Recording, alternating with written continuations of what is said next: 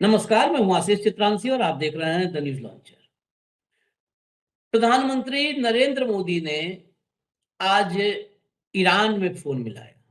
Iran के राष्ट्रपति मसूद पेजेस्कियान को फोन मिलाया, बात की और बात खत्म होने से पहले वही राणा की पुतली फिरी नहीं तब तक चेतक मुड़ जाता था।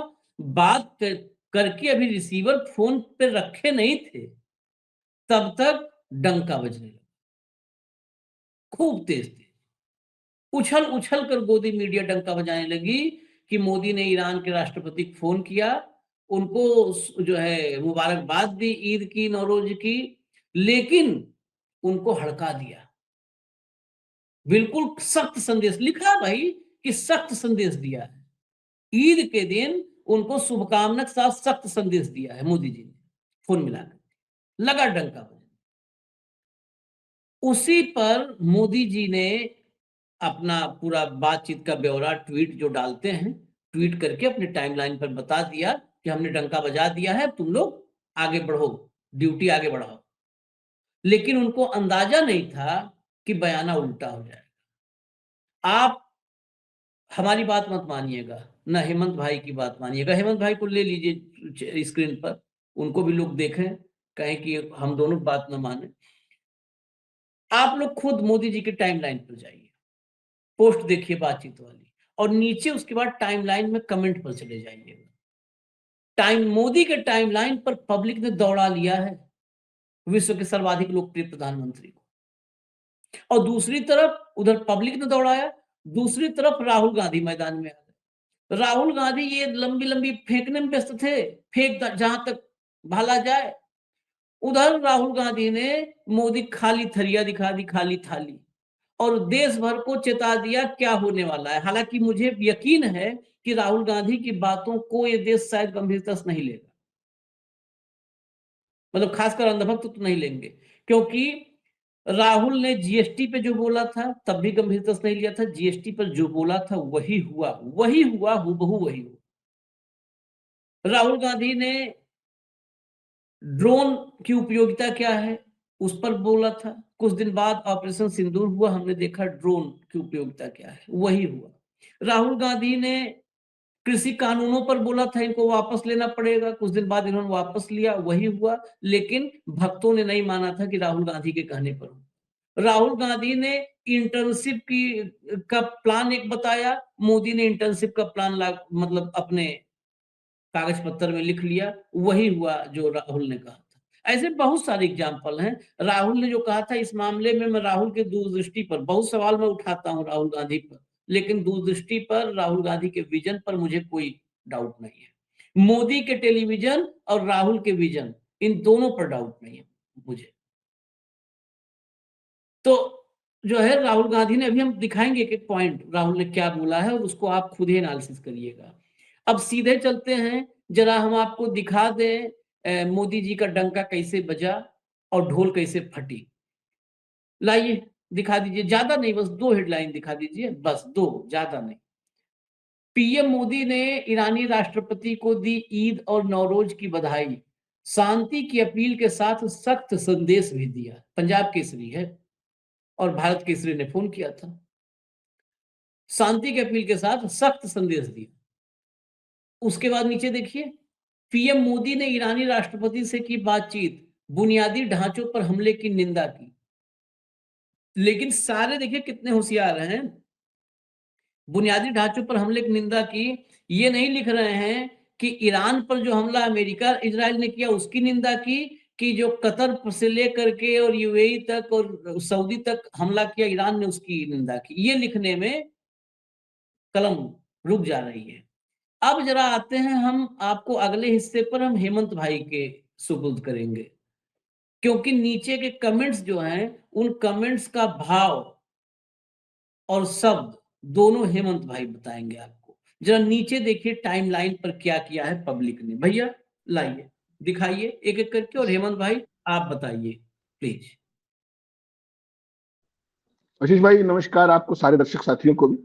देखिए, माननीय प्रधानमंत्री जी ने आज शाम को 4:05 पे जो ट्वीट किया था, उसमें उन्होंने बताया था कि वो किस तरीके से उन्होंने अपने ईरान के राष्ट्रपति डॉक्टर मसूद पेजेश्कियान के साथ बात की, उनको ईद और नवरोज की बधाई दी, शुभकामनाएं दी और उम्मीद जताई कि ये जो त्योहारी सीजन है इसमें शांति, स्थिरता और खुशहाली आएगी पूरे वेस्ट एशिया के अंदर। साथ ही उन्होंने लिखा कि मैंने निंदा की है हमलों की, जो क्रिटिकल इंफ्रास्ट्रक्चर, जो आधारभूत ढांचे पर रीजन के अंदर हमला हुआ है उसकी निंदा की है, जिससे क्षेत्रीय स्थिरता खतरे में आई है और ग्लोबल सप्लाई चेन जो थी वो डिस्टर्ब हुई है। उन्होंने इस बात पर महत्व को उसमें रिटरेट किया कि जो नेविगेशन की फ्रीडम है, जो जहाजों का आना जाना है और शिपिंग लेन्स हैं, वो हमेशा ओपन और सुरक्षित रहनी चाहिए। उन्होंने ये भी लिखा कि ईरान की लगातार सहयोग और सुरक्षा जो भारतीय वहां पर रहते हैं उनके लिए उनका आभार जताया, उनकी अप्रिशिएट किया, शाबाशी। ये प्रधानमंत्री जी का ट्वीट था 4:05 पे आज की तारीख में। इस पर 43 लाख व्यूज हैं, 4.3 मिलियन व्यूज हैं। 14,000 लोगों ने इसको पसंद किया है, 2400 लोगों ने इसको रीट्वीट किया है और 1500 लोगों ने आशीष भाई इस पे कमेंट किया है। अब मैं असली मुद्दे पे आऊंगा कि इस पर जो प्रधानमंत्री जी लिख रहे हैं उस पर मीडिया ने क्या बताया पोमेरियंस का, वो तो आप बता दीजिएगा। तो आप अलग से पूरा लेके बैठे, आपने भी स्क्रीनशॉट में दिखाया। ये जो लोगों ने रिएक्शन किया वो भयंकर है, भयंकर। मैं कह रहा हूं कि भारत की सरकार की पॉलिसी क्या है और भारत के लोगों की राय क्या है, इन दोनों में दिन रात का अंतर है जहां तक इस युद्ध का सवाल है। मैं चंद पढ़ूंगा, कईयों में आपत्तिजनक शब्द है, उसको मैं अवॉइड भी कर दूंगा, पहले दर्शकों को बता दूं, क्योंकि हम अपने प्रधानमंत्री की उसमें अमानत में खयानत के कभी पक्षधर नहीं। ये कोई ट्वीट लिखा गुड फेलो है कोई, ये सब नाम ऐसे ही होते हैं सोशल मीडिया पे, आपको पता है। ये लिखते हैं मोदी जी को, why did you betray that Dena ship crewman. आपने जो ईरान का जो शिप था, जो इंडिया आया था, डेना शिप, उसके क्रू को आपने धोखा क्यों दिया?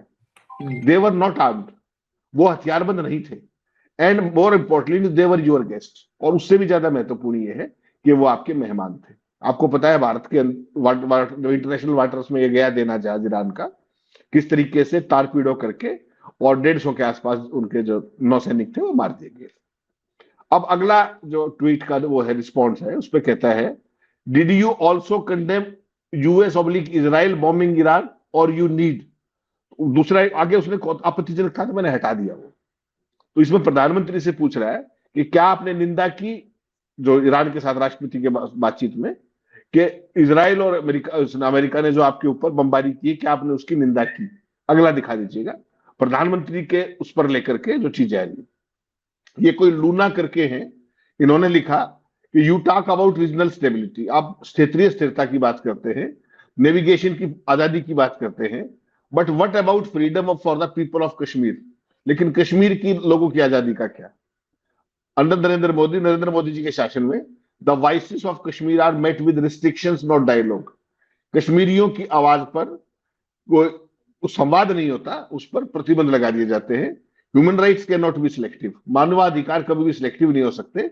If you truly stand for piece it must include, वो जब भी आप शांति की बात करते हैं तो इसमें ये होना चाहिए। आगे चलिएगा,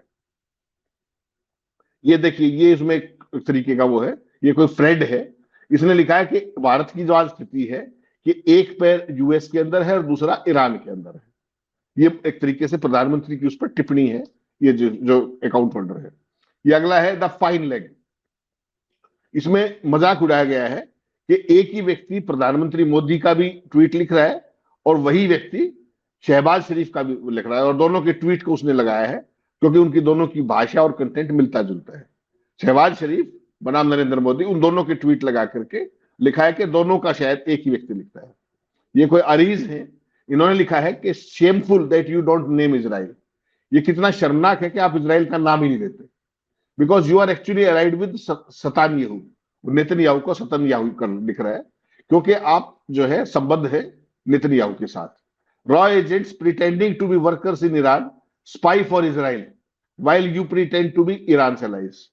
ये आरोप लगा रहा है प्रधानमंत्री पे कि जो रॉ के एजेंट हैं जो ईरान के अंदर काम करते हैं वर्कर्स के तौर पे, वो असल में इजराइल के जासूस हैं, और जबकि आप ईरान के सहयोगी बताते हैं अपने आप को। You had administration is a evil and dishonorable as the Zionist. आपका जो प्रशासन है वो एक सामाजिक बुराई है, और ये जो जियोनिस्ट लॉबी है उसके लिए वो भी डिसऑनरेबल है, उसका आप सम्मान नहीं करते। तो ये देखिए, ये उसमें कोई टिरी बिनात करके है, उसमें प्रधानमंत्री और जो उनके सुप्रीम लीडर थे दिवंगत खामनेई साहब, उनका फोटो लगा के कहता है केवल बातचीत है, और उसके बाद खामनेई की हत्या पर भी आपने कंडेम नहीं किया, उसकी निंदा नहीं की। वो सारी बातें याद दिला रहे एक तरीके से लोग। ये कोई थ्रूरियन है। अब ये लिखता है इस पे कि frankly nobody in India really believes that the attack on Iran is consistent with international law. Bharat में ये कोई मानने को तैयार नहीं है कि जो ईरान पे अटैक किया गया है वो अंतर्राष्ट्रीय कानूनों के मातहत है। This appears to be a war benefit of any strategic logic that anyone can actually explain.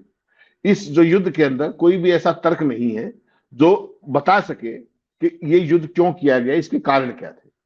India must stand, अब उसमें आगे लिखता है कि भारत को किसके साथ खड़े होने चाहिए, क्या है वो ईरान के साथ खड़ा होना चाहिए, ये उसने लिखा है। विशाल शर्मा कोई है, ये पूरी क्रोनोलॉजी दे रहा है कि 25-26 को मोदी इजराइल गए, नेतन्याहू को भाई बताया, अपने जो रक्षा संबंध है उनको मजबूत किया। 28 फरवरी को यूएस और इजराइल ने मिलकर ईरान पे हमला कर दिया, लड़ाई शुरू हो गई। 2 मार्च को मोदी नेतन्याहू को कॉल करते हैं, चिंता जताते हैं बड़े प्यार से, वेरी सॉफ्टली। 12 मार्च को मोदी जी ईरान को कॉल करते हैं और बैग कर, वो तो शब्द में प्रयोग नहीं करूंगा, he begs for ships to pass through Hormuz, और हार्मुज से जो हमारे पोत हैं उनको निकलने का आग्रह करते हैं। 21 मार्च को आज मोदी जी फिर पोस्ट करते हैं, अब पब्लिकली ईरान का धन्यवाद कर रहे हैं। तो बेसिकली पूरी टाइमलाइन देख करके मोदी का जो फ्लिप फ्लॉप है इस पूरे मामले में, उसको कहीं ना कहीं वो एक्सपोज कर रहे हैं। ये कोई कृष्ण राज है, ये कहता है कंडेम्ड, निंदा की, हु, किसकी।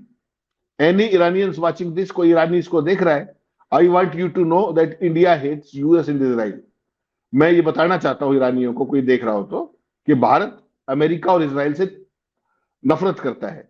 वी डोंट नो, हम नहीं जानते, why our government is supporting them, हमारी सरकार उनका क्यों समर्थन कर रही है। लेकिन जो बहुमत के लोग हैं वो ईरान और आपकी जीत की कामना करते हैं। ये टिप्पणी इस पे इन्होंने की है कृष्णराज को। ये कोई ग्लोबल लेंस है, ये फिर उस पर टिप्पणी कर रहा है कि जब एलपीजी सिलेंडर्स जो हैं स्टॉक से बाहर हो रहे हैं, पेट्रोल प्राइसेस बढ़ रहे हैं, आपने फाइनली एक शब्द प्रयोग किया, निंदा।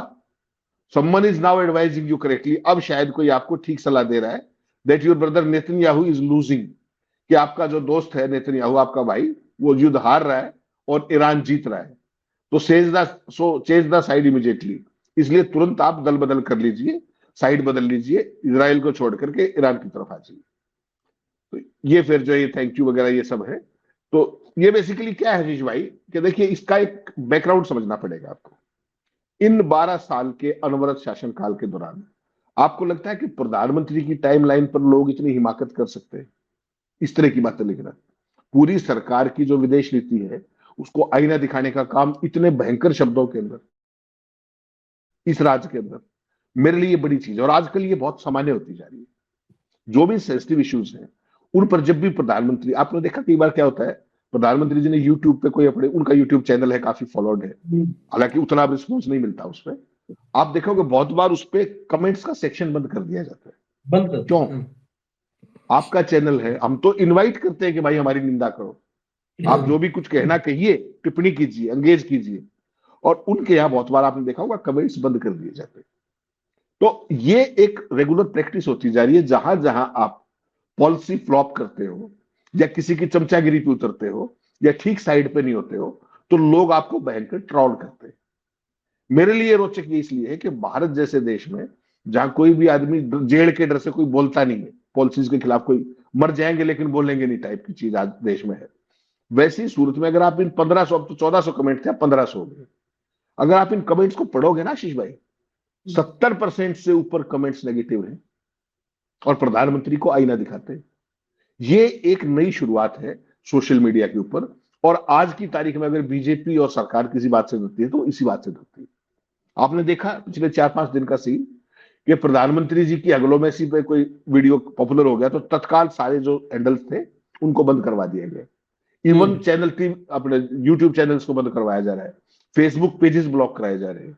और पहले केवल एक मंत्रालय करता था आईटी, अब तमाम मंत्रालयों को उस काम के लिए अधिकृत किया जा रहा है। तो सरकार जो है, सरकार को लोग सड़कों पे आके विरोध नहीं कर रहे, उस लेवल पे कुछ भी नहीं कर रहे, पॉलिसी के ऊपर जो, लेकिन मोदी जी जो दावे करने के आदी है लंबे समय से, छपास और दिखास के, फर्स्ट अवेलेबल अपॉर्चुनिटी पे लोग उसको बख्श नहीं रहे हैं, सोशल मीडिया पे अंगेज कर रहे हैं और पूरे violently on merit diplomatic protocols के तहत। और कई लोग तो आपको पता है जिस तरह के शब्द प्रयोग करते हैं, मैंने अवॉइड किए जान के, वो आपत्तिजनक ट्वीट भी मैंने जान के अवॉइड किए, बहुत आपत्तिजनक भी थे, प्रधानमंत्री का फोटो वो करके और करके, वो हम नहीं चाहते।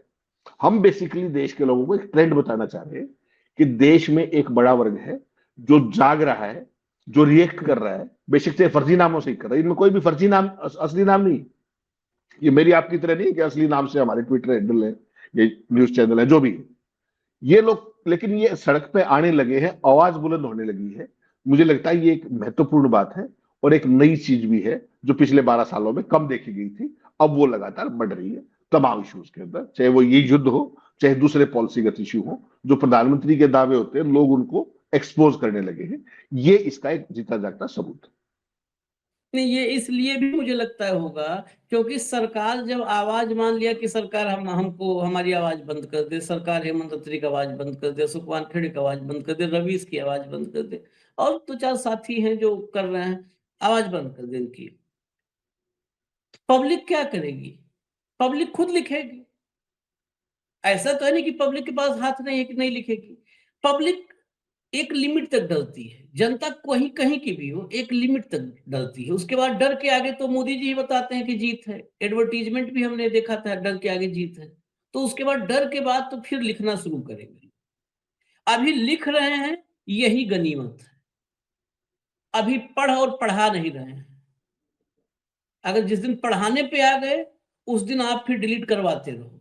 आप देखिए डिलीट करवाया ना आप, कितने कितने ट्विटर हैंडल कल से जो है वो किए गए हैं, भारत में प्रतिबंधित किए गए।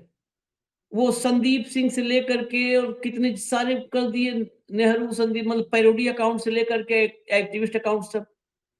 वो एक वीडियो बनाया था, आपने भी देखा होगा, बहुत बढ़िया था।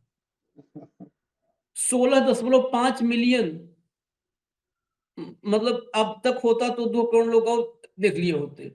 उसको हटवा दिया क्योंकि वो मोदी जी के वही जो विदेशी राष्ट्राध्यक्षों से मिलते हैं उसको उसने कॉपी कर दिया था, वही, और कुछ नहीं किया था, बस सपना सपना सपना, वो सपना खोल दिया था, सपना अपना सपना फोटो सब दिखा दिया था, उसको डिलीट करवा दिया।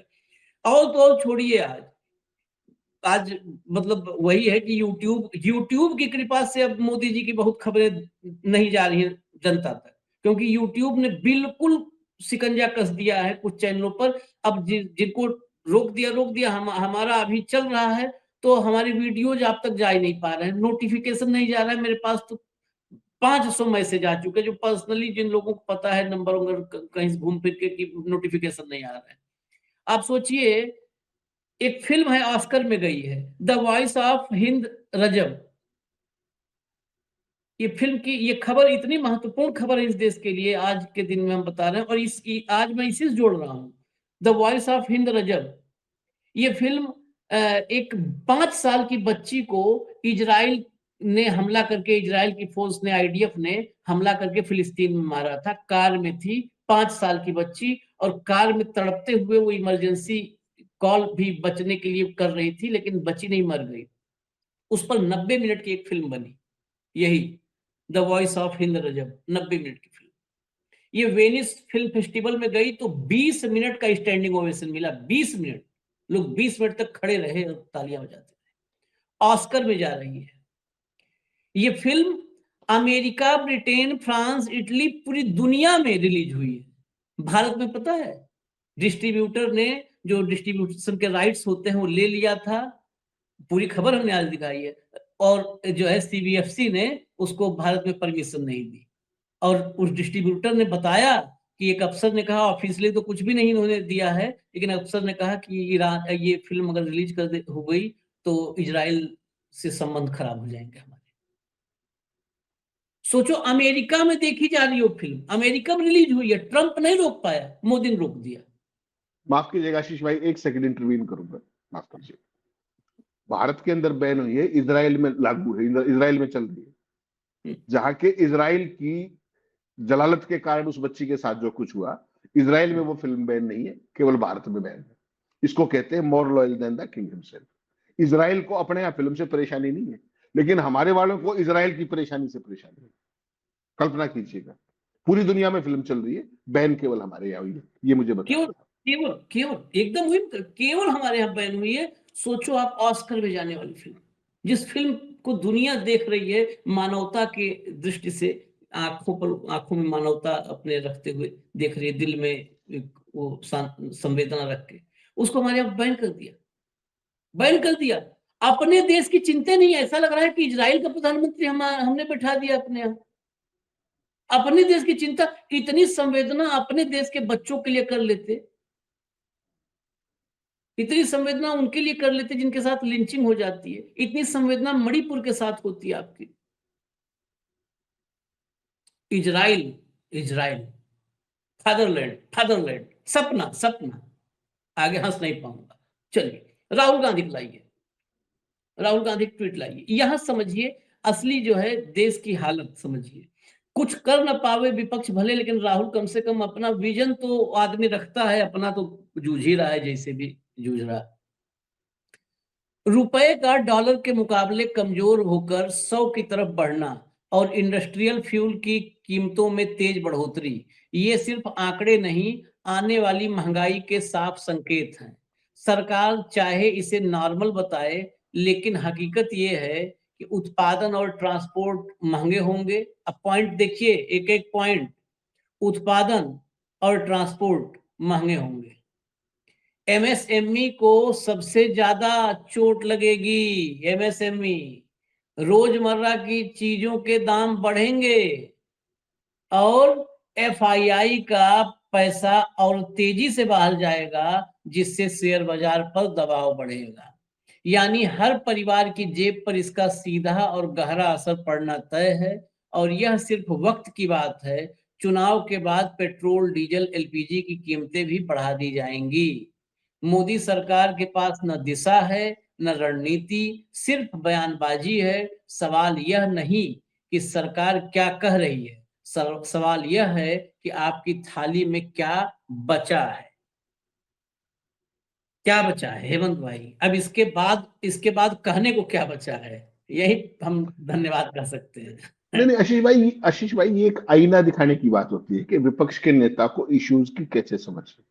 जो आपने थंबनेल में लिखा ना कि एक तरफ डंका बजाया जा रहा है, ताली थाली बजाई जा रही है, प्रधानमंत्री ने क्या कह दिया, चेतावनी दे दी, ईद के साथ पता नहीं शुभकामनाओं के साथ चेतावनी, ये डॉगी दे सकते हैं और तो कोई दे नहीं सकता।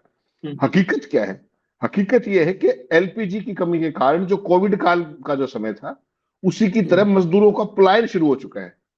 बेंगलुरु में छोटे और मंझोले उद्योगों की जो 20 लाख से ज्यादा मजदूर काम करते हैं, वहां पर जो एमएसएमई है उसमें 40 से 50% उत्पादन कम हो गया है उसका। सोचिएगा। उसके अलावा पुणे में, पिपरी चिचवड़ और सूरत में हर जगह यही हाल है। सूरत में उत्पादन 60% कम होने से 70% एमएसएमई बंद हो चुके हैं।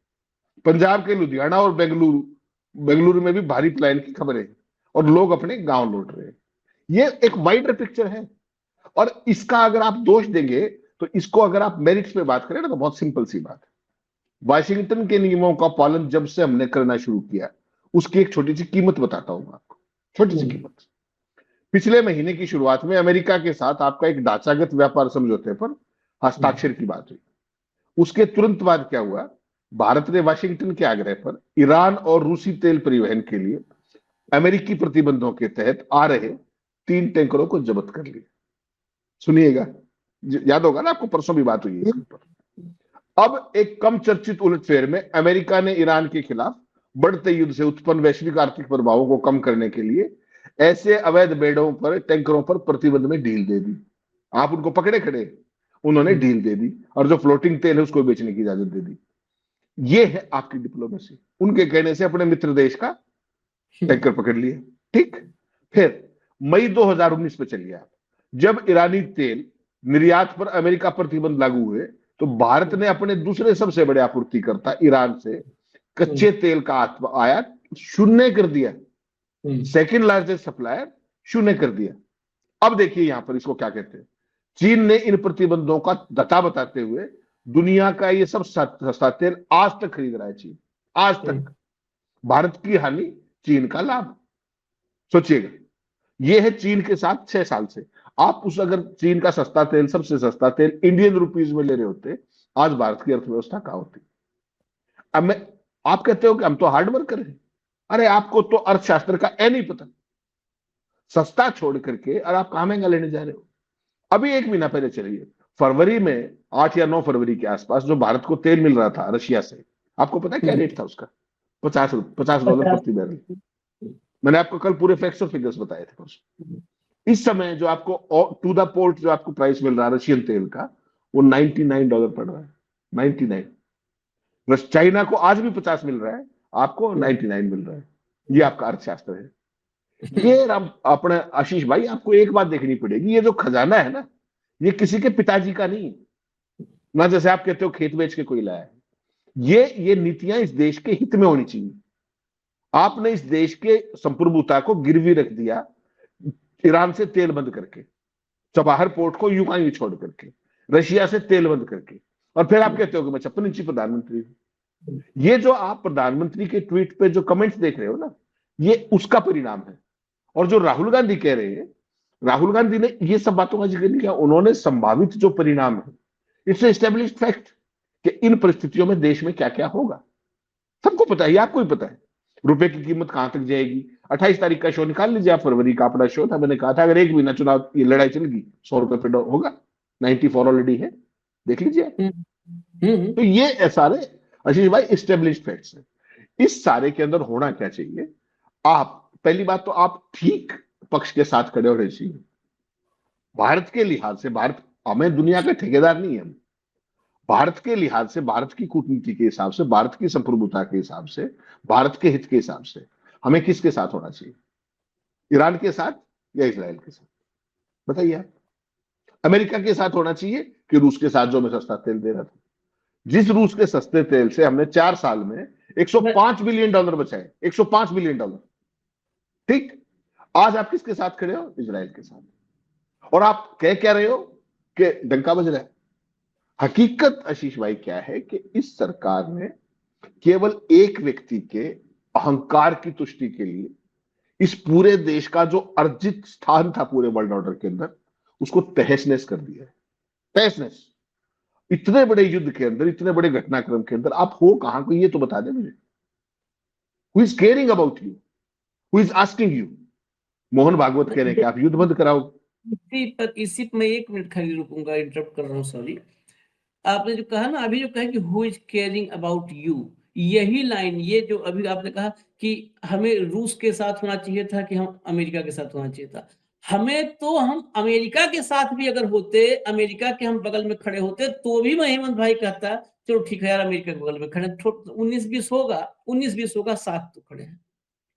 हम अमेरिका के साथ भी नहीं खड़े हैं ना, रूस के साथ से हम हटे और अमेरिका के चरणों में पड़े हैं। अमेरिका के साथ खड़े नहीं है, अमेरिका के चरणों में पड़े हैं। साथ खड़े और चरणों में पड़े, जमीन आसमान का अंतर। साथ खड़े होते तो ट्रंप नहीं कहता कि नहीं नहीं अब इससे ज्यादा नहीं बोलूंगा, नहीं तो उसका पॉलिटिकल करियर खत्म हो जाएगा। ट्रंप ये नहीं बोलता, 80 बार नहीं बेइज्जत करता कि सीज फायर मैंने करवाया है। ट्रंप नहीं बोलता कि जाओ अच्छा 30 दिन के लिए रूस से तेल ले लो, जाओ जाओ ले लो 30 दिन के लिए, ये नहीं बोलता। भारत को डेड ट्रंप ये इकोनॉमी नहीं नहीं बोलता, बताता, भारत को डेड इकोनॉमी नहीं बताता, भारत को डेड डेड इकोनॉमी इकोनॉमी नहीं कभी नहीं बताता, बताता। हाँ डेड इकोनॉमी नहीं बताता। ये नहीं बोलता जो है कि टैरिफ लगा रहे हैं तुम पर, ये नहीं बोलता कि तुम 18%, हम 18% लगाएंगे, तुम 0% पे करो, ये कभी नहीं करता। बराबर अगर हम साथ खड़े होते तो नहीं करता, हम चरणों में पड़े अच्छा हैं इसलिए करता है। आशीष और भाई, एक इजराइल, छोटी सी, इजराइल भी साथ नहीं खड़ा है, इजराइल भी नहीं खड़ा है सर। इजराइल इजराइल किस खड़ा होता इजराइल तो इजराइल बुलाता तो किसी का, कहता, इजराइल किसी का नहीं है, किसी का हाँ, भी नहीं है। किसी का ठीक। नहीं है, सही बात। एक छोटा सा वैल्यू एडिशन करता हूं, आपने अमेरिका का जिक्र छेड़ दिया। जो राहुल गांधी ने कहा तेल की कीमत और सारे पे, अमेरिका का लक्ष्य समझिएगा, इसको बहुत लोग नहीं समझ पा रहे। अमेरिका का एक सूत्री लक्ष्य आशीष भाई, केवल और केवल दुनिया में तेल का दाम बढ़ाना है, एक सूत्री। बस। ट्रंप ने 3 दिन पहले क्या कहा कि हमें तो लाभ ही लाभ है जब तेल का दाम बढ़ रहा है, हम तो दुनिया के सबसे बड़े प्रोड्यूसर हैं। अब मैं घटनाक्रम पे आता हूं। उस आदमी की हरकतें देखिए आप, सब कुछ शांत चल रहा था, सबसे पहले उसने वेनेजुएला के राष्ट्रपति का अपहरण कर लिया और वहां के तेल पे कब्जा कर लिया। ठीक, फिर ईरान में युद्ध छेड़ दिया, ताकि दाम बढ़े। 2 हफ्ते तक युद्ध चला, तेल के दाम उतने नहीं बढ़े जितने की वो भाई उम्मीद कर रहा था। तो उसके बाद उसने क्या किया, ऑयल और गैस इंफ्रास्ट्रक्चर पर हमला कर दिया, दाम बढ़ने शुरू हो गए। फिर झूठ बोल रहा है कि मुझे इस हमले के बारे में पता नहीं था। अगले ही सांस में क्या कहता है कि हमने फोर्स के अंदर ये कर दिया। इजराइल कह रहा है कि हम तो पहले ही जानकारी दी थी। खेल को समझिए, केवल खेल को समझिए। आज की तारीख में अमेरिका 39 ट्रिलियन डॉलर के कर्ज में डूबा हुआ है भाई साहब, 39 ट्रिलियन डॉलर के। उसके बाल बाल पे कर्जा है, ठीक। और उससे पार पाने के लिए उसे पूरी दुनिया में क्या चाहिए, अस्थिरता चाहिए, उसको गुंडई चाहिए, उसको युद्ध चाहिए, उसको नरसंहार चाहिए। और ये हमारे डंकापति की समझ से बाहर का सिलेबस है। You have to understand this. वो दुनिया के अंदर जब ट्रंप प्रधानमंत्री राष्ट्रपति बन के आया था तो वो विश्व गुरु था, और आज उसकी स्थिति क्या है, आज वो एक चीयर लीडर से ऊपर नहीं है। आज वो इजराइल का चीयर लीडर है। राष्ट्रपति बना था तो वर्ल्ड लीडर था वो आदमी। आज इजराइल के नेतन्याहू ने एप्स्टीन की ब्लैकमेलिंग के जरिए ट्रंप को, बहुत जिम्मेदारी के साथ कह रहा हूं, चीयर लीडर बना के छोड़ दिया है। और आप अगर ट्रंप चीयर लीडर है तो आप वाले क्या है, वो मैं सवाल दर्शकों पे छोड़ता हूं, उस पर वैल्यूएडिशन वो करेंगे।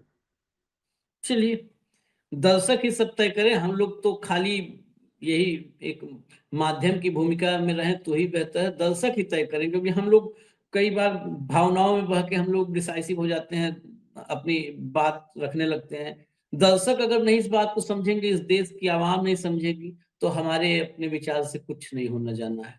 धन्यवाद हेमंत भाई, बहुत बहुत धन्यवाद। नमस्कार।